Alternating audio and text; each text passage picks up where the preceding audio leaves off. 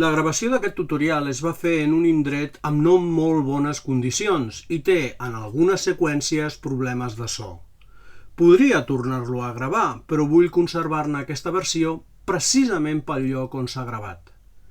Si teniu algun problema per entendre les meves paraules, us aconsello que activeu l'opció de subtítols per veure'n la transcripció.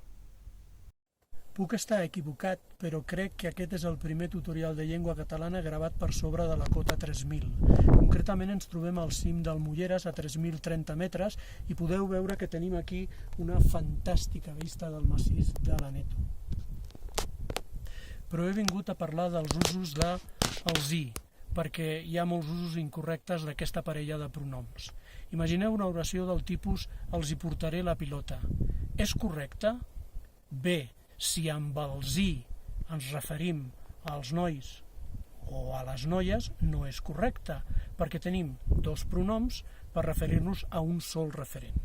Ara, si amb els i em refereixo als nois o a les noies i amb i em refereixo a la platja, els portaré la pilota als nois a la platja, aleshores sí que seria correcte.